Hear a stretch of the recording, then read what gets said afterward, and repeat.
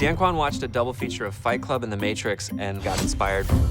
Pitched me our whole multiverse concept, and later this family drama exploded across the multiverse, and like, oh, okay, I want to make that. That sounds fun.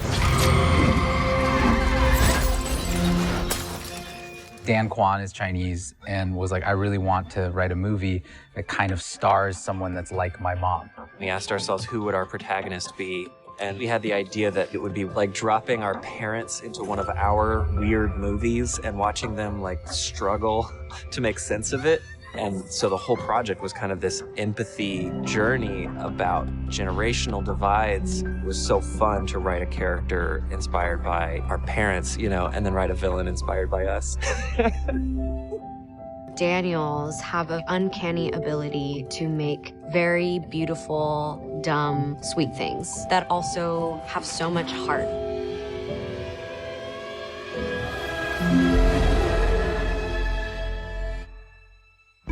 And also, I think at the heart of this story, it's about chaos. That's the actual villain of this movie. It's not, Jobu Tupaki or Deirdre or anything. It's the chaos itself. And so we really had to push that as far as we could in order for the story to actually work, because it's about a family trying to find each other through the noise and chaos. See what happened when you don't do a good job? You get punched by the director. I must have missed that moment. I have to. Slap. It was a slap. They hit us.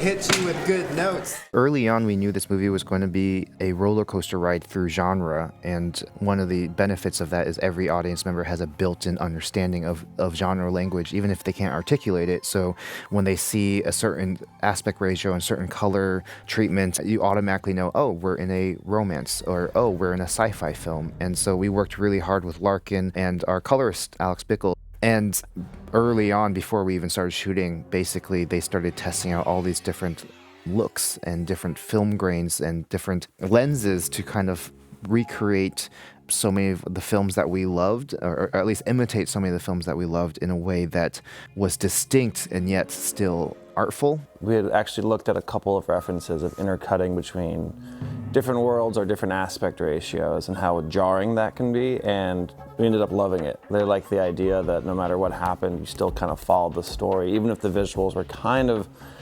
actively fighting against you to some degree by going from like 4:3 to anamorphic, then back to 16:9.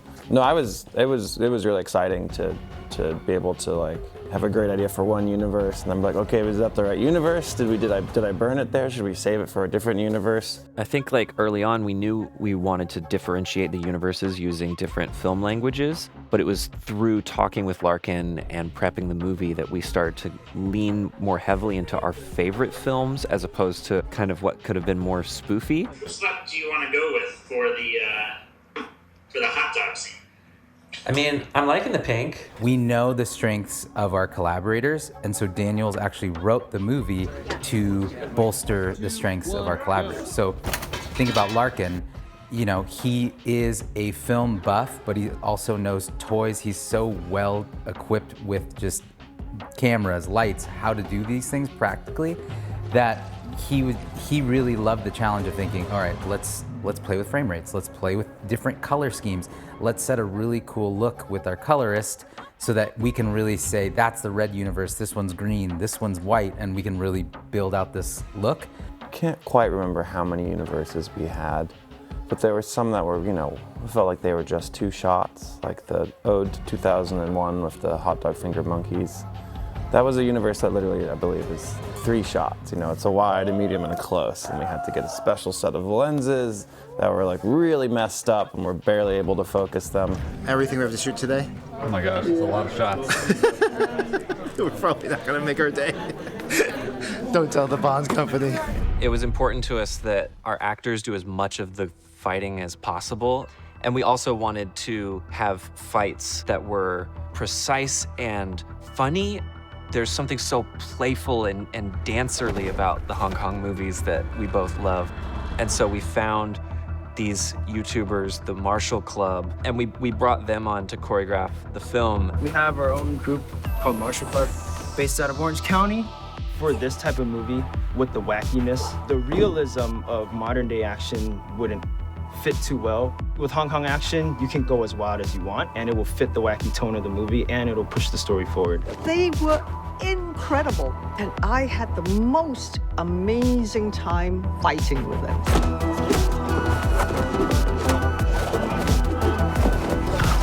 I have one fight sequence in this movie, and it's the fanny pack. It is so ridiculous and silly and stupid, but also very epic. Wielding around a fanny pack isn't easy. We had our stunt coordinator, Tim Ulick, who we've worked with for years, run the whole stunt team, and he did a beautiful job of collaborating with these guys.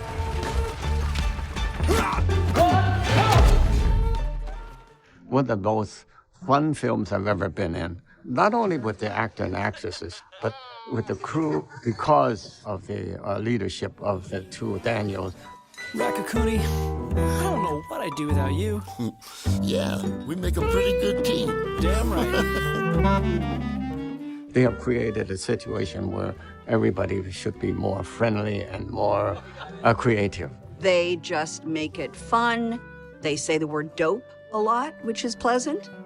I'm the director. I just boss you guys around. So remember, my job. Everyone's like in for the passion. We're all working really hard, and everyone's treated fairly, and everyone's like, we're really grateful to the crew, and it really does feel like a summer camp. While we were shooting the movie, the Daniels kept saying, guys, don't forget, we're shooting a family drama. Well, if it is, it's going to be the funniest family drama you will ever see. You know, it's incredible.